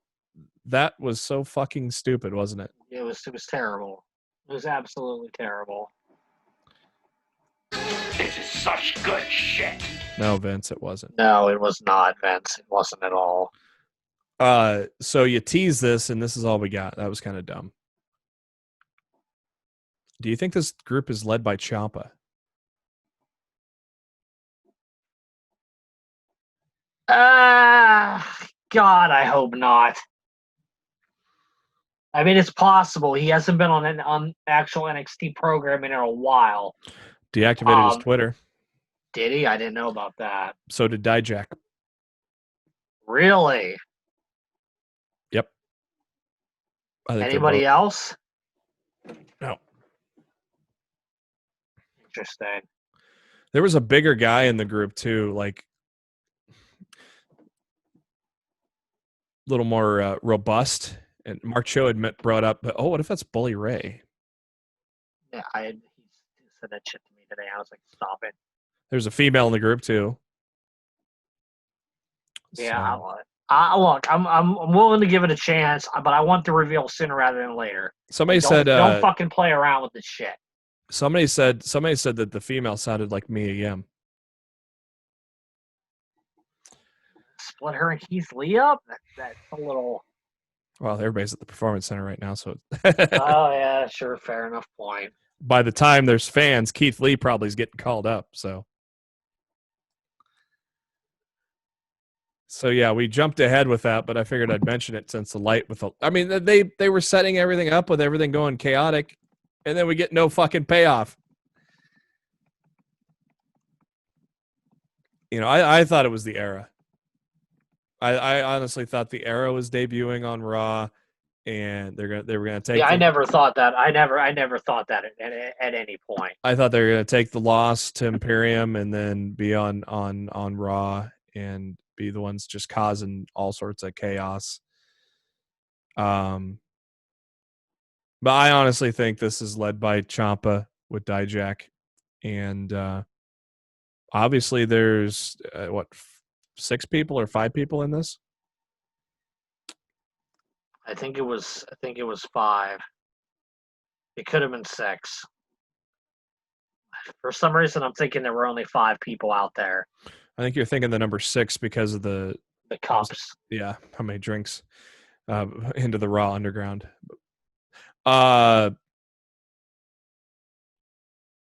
MVP complaining about the lights and all that he had an unfair disadvantage, so made it official for SummerSlam. MVP and Apollo. The funny part about the door, which we didn't know what was going on yet. The funny part was the big ninja was guarding the door, but he wasn't dressed as a ninja, Matt. Yeah. It was a stupid idea from bad creative. Actually, I like the ninjas. I get a kick out of it with Tozawa. I like the ninjas is when the Hurt Business get out of them. They are basically the Hurt Business's tackling dummies, aren't they? Bayley and Sasha did an interview, and Shayna interrupted and threw a nice right at Sasha. So I guess we're putting Shayna as a babyface for now. I mean, there's definitely a need for babyfaces on Raw at this moment. You're not wrong. Kevin Owens. I saw Kevin Owens on the same screen as the Iconics, and I'm like, we need more of this, Matt. Those 2 or those 3 on screen would be fucking hilarious. I thought the whole Kevin Owens segment was great. I think that, to me, that was my favorite part of Raw. Yeah, I loved it. I really, really enjoyed the KO show. I thought it was really, really well done. I thought everybody involved had a tremendous performance. And yeah, I really, really liked that. I thought everybody that was involved in that segment did a phenomenal job. Yeah. And of course, the great Kevin Owens pulling it all together. It was a great segment. Led to a very quick tag match to put over the fact that Ruby and Liv are together again. Sarah Logan also put a tweet out with her appreciation and happiness for it. Well, they said it's time to start a riot, so I think the Riot Squad's back, Matt. -1. But. -1. She's got a baby. Speaking of babies, man, how crazy is that Brie and Nikki had their babies a day apart? Ridiculous. That is insane. I thought while the KO show was a great part of Raw, I thought the best part of Raw was the promo between Drew McIntyre and Randy Orton. I thought that was fucking great. I loved it. I love the backhanded way that Drew mentioned shitting in a gym bag too. I loved it, Matt. What did you like it? I thought it was all right, but I felt like they were trying to be too cute and shootsy on each other a little much, and I just wasn't buying it. Like, it didn't feel like a shoot to me. Like, it was a good back and forth promo, but I could tell that they were trying to be edgy and shooty with their words, and I wasn't buying into it, if that makes sense. They stopped short at calling each other by their real names because Drew and Randy are their real names. Yeah. Because if they weren't really named Andrew and Randall, you know that real names were going to come out in that promo. Because that's what WWE likes to do to make it personal, is you include their real names. KO was talking to Riot and Liv backstage when Ric Flair came up and said, "Ladies, it's time to go."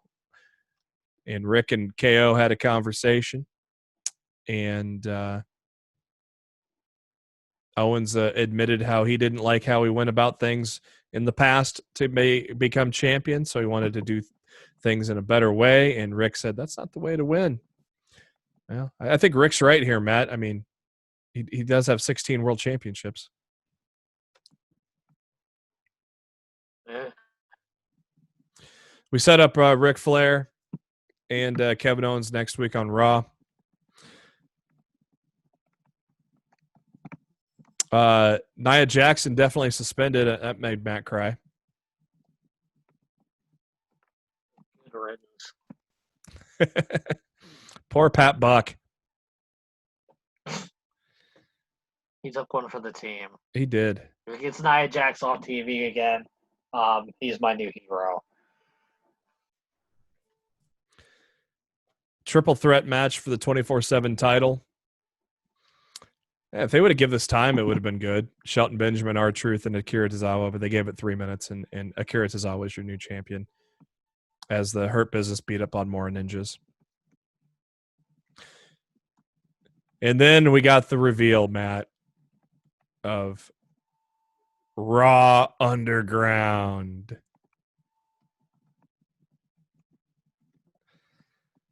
We'll talk about that more later, but first, Sasha. Dominic got interviewed by Sarah Schreiber. He's challenging Seth to a match at SummerSlam. Shayna took on Sasha Banks, which led to a no contest. Why the fuck do you stop the match when Bayley attacks Asuka?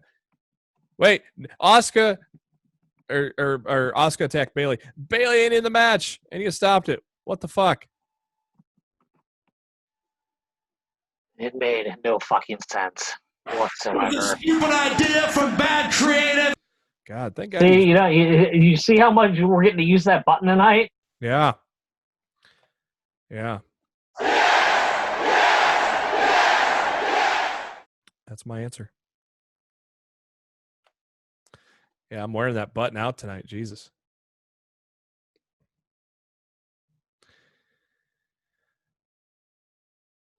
Then we had some silly thing with a bachelorette who nobody cares about. So what we do care about is Raw Underground. I thought it looked cool. The lighting and shit was pretty cool. It's clearly a ripoff of Josh Barnett's Bloodsport. Yeah. Go Google, go YouTube that, kids. Look, I just want to know what member of WWE's creative team recently picked up a copy of Def Jam Fight for New York. Yeah, that too. You know. It's such good shit. Oh, I didn't hate it.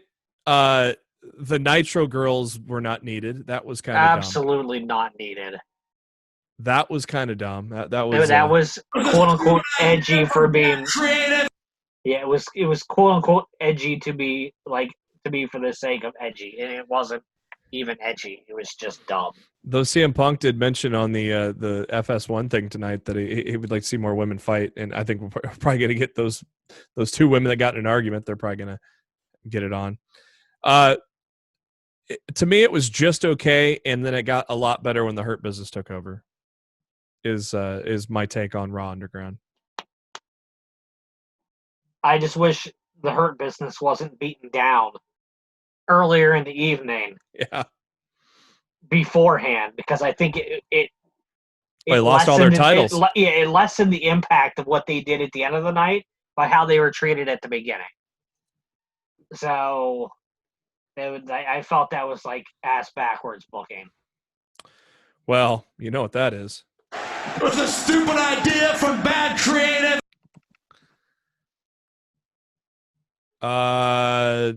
Street Profits, Angel Garza, Andrade, they each had one-on-one matches. And the main story out of this is someone's poisoning the drink of Montez.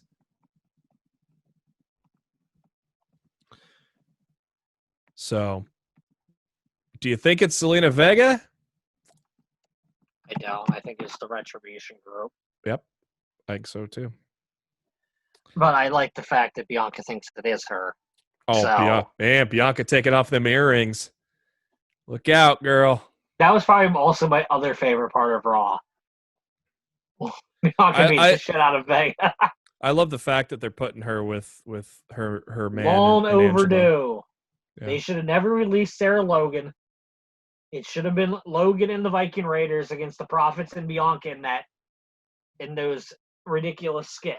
Yep. Because I guarantee you Bianca and Sarah would have made those 100 times better. Yep.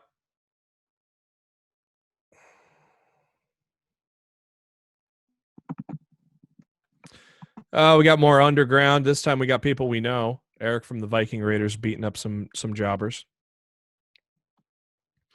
And then we got the aforementioned segment with Bianca Belair. Then they showed the Molotov cocktail that the Retribution threw on a generator. That Charlie interviews the Hurt Business, and that's when she mentioned Raw Underground, and MVP is like, "Oh, really?" So again, I loved when they took over Raw Underground. That made it infinitely better. I think it's interesting they had Shane hosting it, but what can you do? Another good. See, I thought Raw was pretty good overall, and another part of that was how about fucking Joe stepping up to Seth Rollins, man. I thought that was some good shit, pal. I liked it until Dominic hits the ring and Joe leaves him alone 2-on-1 to fend for himself. True. Like, what the fuck are you doing? Well, I mean, You're all ready to get in there and fight.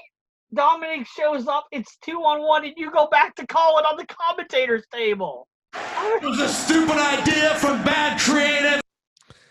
Wearing out that button. To me, it didn't make any sense for Joe's character to just leave Dominic to fend for himself at that point. Especially when he was defending Tom Phillips like he was. Yeah.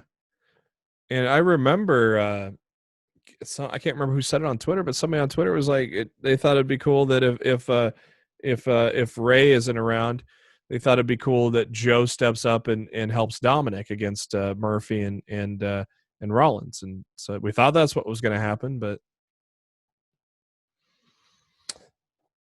again, I think a lot of it was Vince not thinking it through.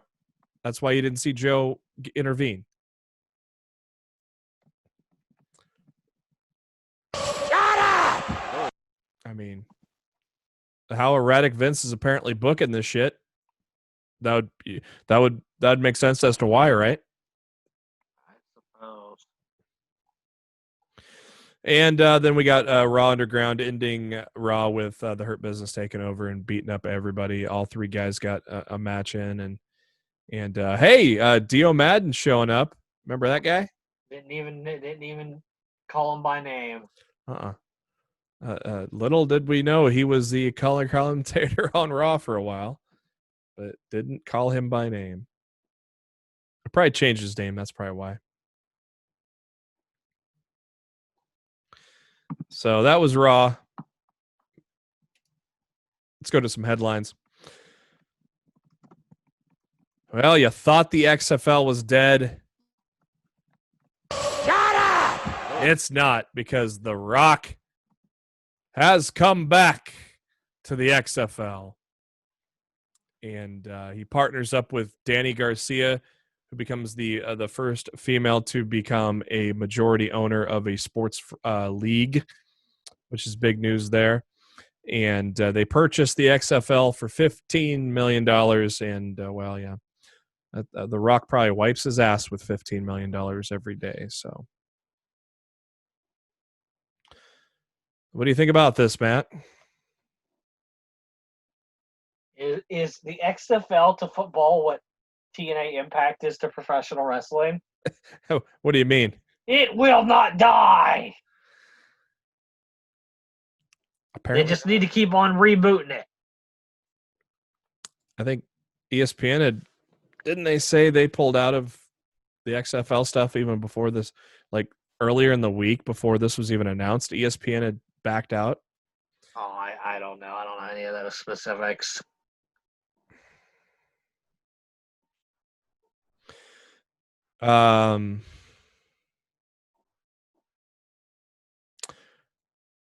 The official name of the company that purchased the XFL is called Alpha Aquico. Sorry if I butchered that. Which is the I joint hear venture. they have some ties to the NFL. The joint venture of the Garcia Companies and Redbird Capital Partners, and of course the Rock part of that there. United States Bankruptcy Court for Delaware noted in the filing that they were the only qualified bidder that came to the table, and so there was supposed to be an auction for the XFL, and they just said, "Oh, you win." Alpha takes on the liability of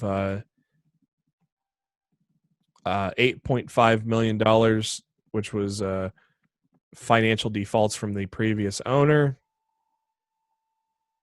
The official sale will take place on August 7th.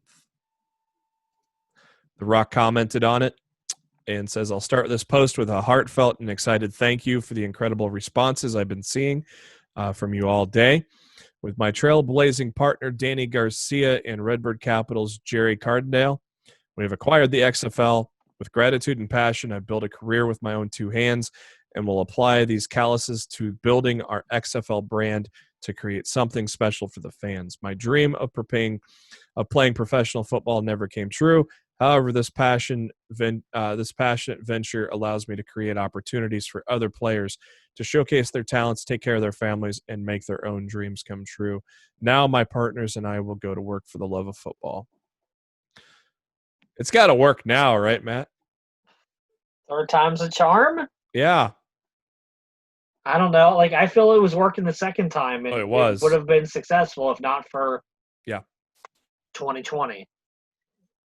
Like, if the XFL would have came back in 2019 instead of what was the AAF? Yeah. Or whatever that was, I bet you if the XFL would have been in that spot, the XFL would have been successful. Yeah, they couldn't. They couldn't even finish a season. But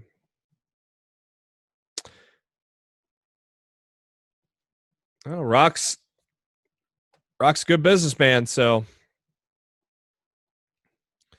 it's probably got a good future. But just hopefully we can get some kind of football out of it early next year or whenever this shit subsides.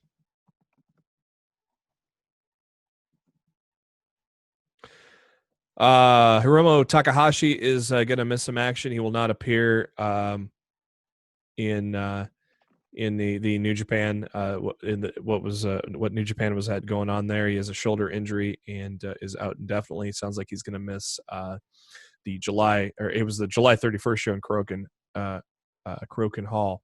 That's what he missed. So it sounds like he is expected to return in time for his junior heavyweight championship defense against Taji Ishimori August 29th in Jingu Stadium. So it sounds like it's just going to be a short-term thing for Takahashi, who's had to battle some injuries in his career.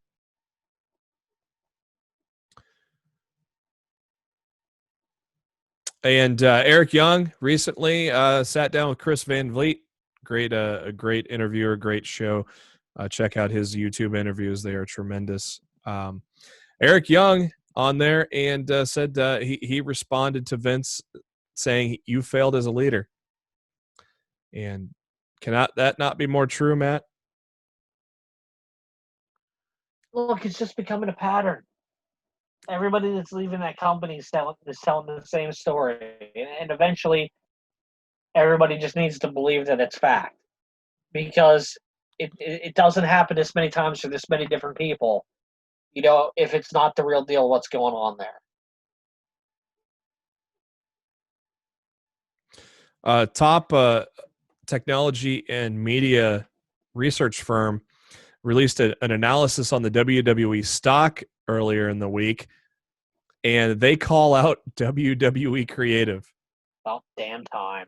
That is hilarious. They mentioned that they have dealt with the pandemic fairly well and managing costs and such, but called out creative, saying how there's been very little younger talent that have broken through to replenish the middle and top level stars in the men's division, and called them out for having to bring in wrestlers such as Goldberg and The Undertaker to try to fix it. And they said, quote, "That is a Band-Aid, not a long-term strategy." But yet Vince continues to fucking do it.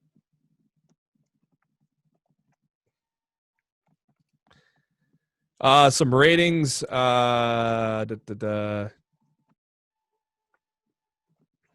Mrs. Cannonball audience holding steady at about 560,000. They did repeat it on NBC. My God, I remember when they put it on NBC and it got about 3 million viewers. I don't know why it's not being able to draw some viewership on. It's one of those type of shows you've seen it once and you've seen everything. Yeah, well, it's basically honestly, it's basically Wipeout. Yeah. The Wednesday Night Wars went to AEW once again with 773,000 to 707. But the key thing is that 50 seconds for 50 plus, Matt. That's the key graphic, right? I love how Matt is recruiting Christopher Daniels, who just turned 50, to help him out with the 50 plus demographic.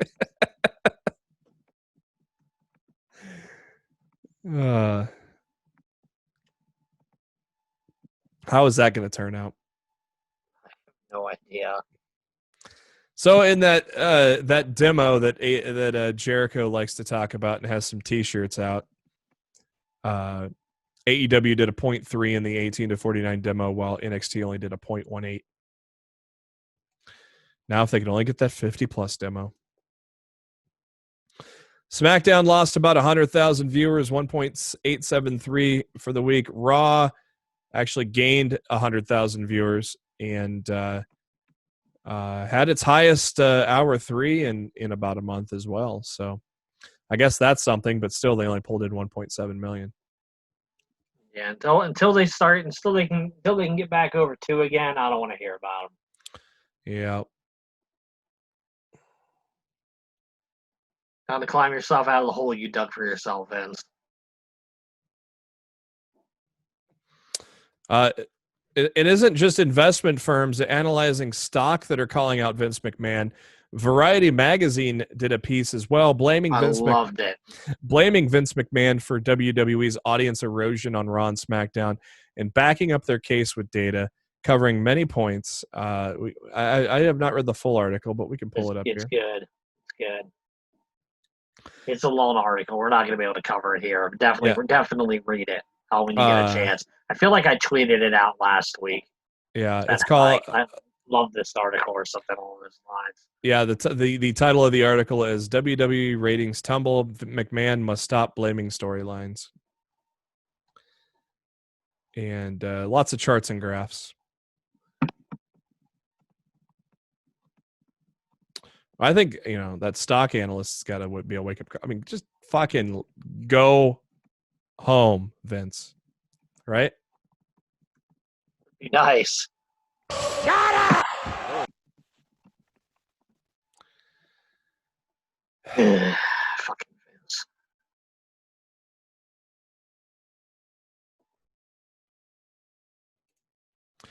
Moving along.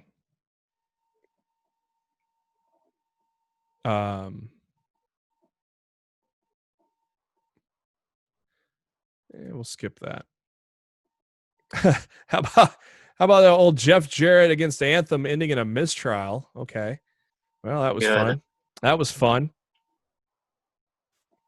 WWE, Mike Johnson from PW Insider mentioning that WWE is prepping independent wrestling content for the network. They had paused. Not to watch that. Yeah. Several sources have stated that content from several promotions is being planned for rollout on the network, including Progress in Great Britain, ICW, Evolve, which was recently purchased by the WWE, as well as Dragon Gate USA, and possibly Germany's West Side Extreme Wrestling.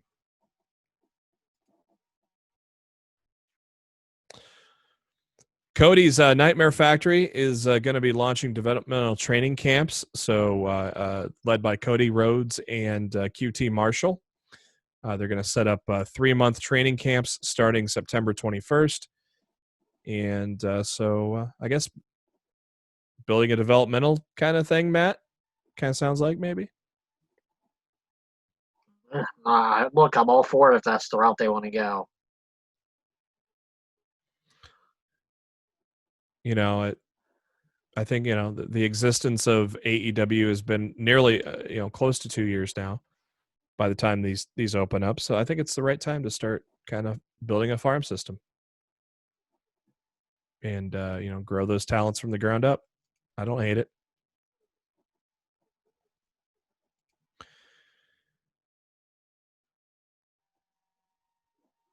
Unfortunate news, British and Japanese wrestling legend Mark Rocco, better known as Rollerball, had passed away.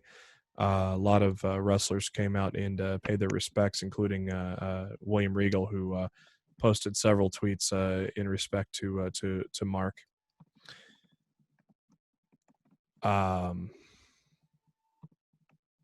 they made it official. Everybody called for it last week, and it became official. AEW officially signed Eddie Kingston.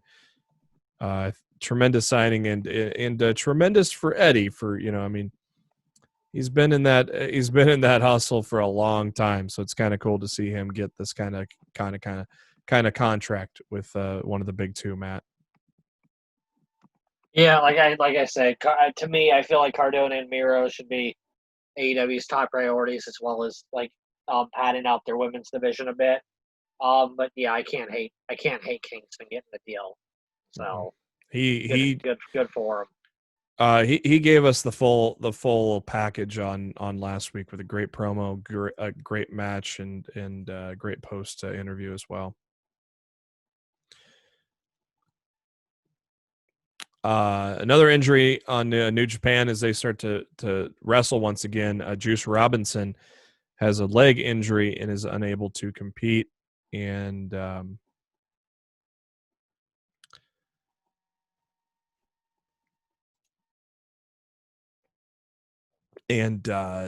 Netflix has a new show called The Umbrella Academy, and Dave Bautista and Kurgan, not Dave Bautista, Kurgan. Remember Kurgan? I'm pretty sure Dave Bautista would have made it more entertaining than Kurgan. Probably. What the hell was he in? What was that group called? The Oddities. The Oddities, that's right. I think he was also part of the Truth Commission. Dave Bautista was on The Talk this past Monday or yesterday on CBS. Yeah, there's a little difference between Kurgan and Batista, isn't there? A little bit.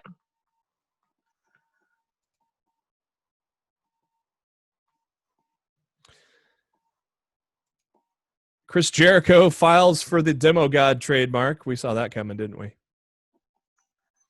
Yeah, that's not surprising. No. We talked about Nikki and Brie Bella's babies. The big dog returning to WWE, sort of. He was on R-Truth's game show against... And I love the fact when they mentioned R-Truth's game show on Raw Monday, they didn't mention Roman Reigns. We had all these WWE marks. They named all these people that were on the show and did not mention Roman.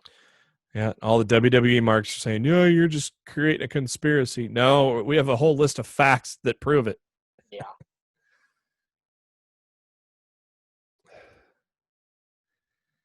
And it was official. The AEW action figure line was officially released on Monday. Woo. So go get them.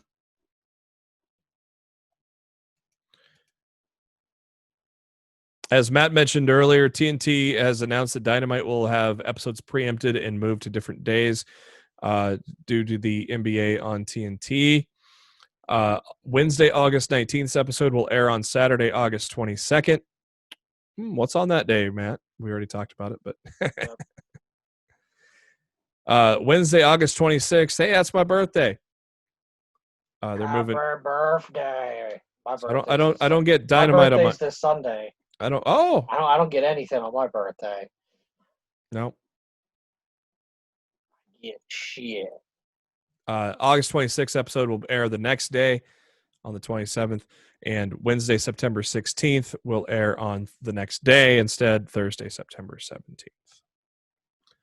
So then the NXT can brag that they won the ratings that week. Somehow they'll still lose.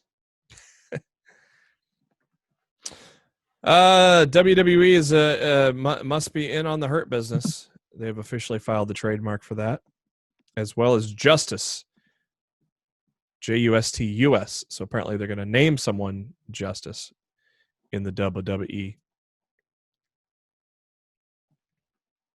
Weird. And that's all I've got to say about that. Some updates to the action figures. Some people reporting that they could not find them at Walmart. All Elite Wrestling put out a few tweets stating that there's been some delays and logistics and whatnot. Said the belts and the rings are in store now. Action figures will be rolling out throughout the week. So, And I've seen several tweets online already of people finding them in the Walmart stores. So I mean, just because not all Walmart stores got them doesn't mean that like a good portion of them did. So yeah. We mentioned earlier in the show, Impact Wrestling officially signed former Chikara Grand Champion Kimberly to a multi-year contract, and she will have a big match with Jordan Grace next week.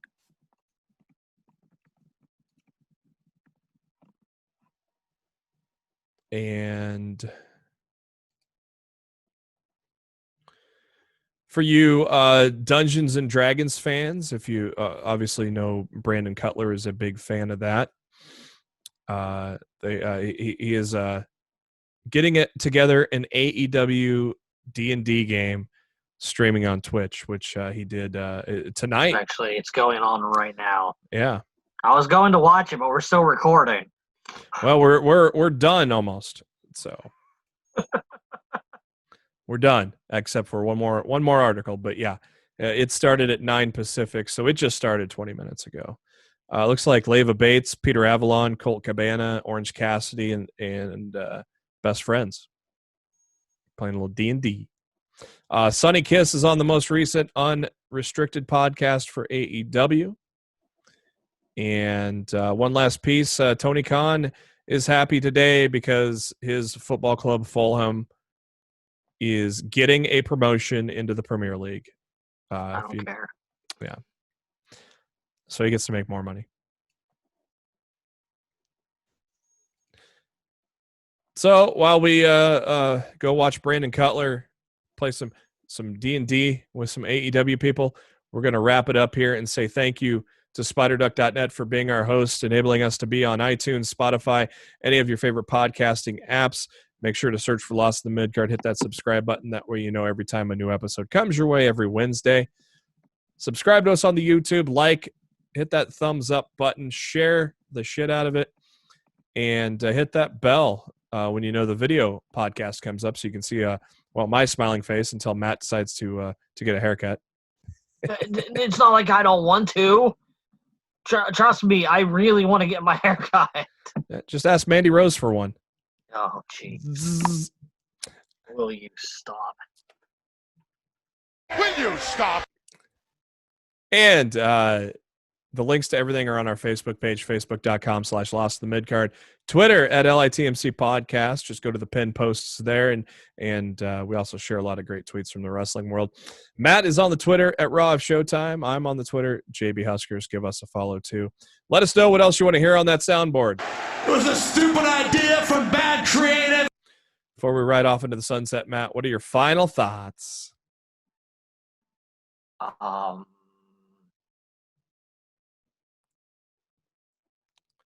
I hope Dynamite's great this week. But I look forward to seeing the moderator for Jericho and Yeah, Cassidy. I think kinda, it's I think people are going to be. I think the people who don't know are going to be quite surprised. I kind of want it spoiled, but I don't want it spoiled. Like I said, I ain't going to spoil it for you if you don't want to know. Yeah, I'm gonna hold out for 22 more hours or 20 hours or whatever it is. So we'll see what happens. For Matt Black, this is Jeremy Bennett. Thank you for tuning into Lost in the Midcard. We'll catch you next week.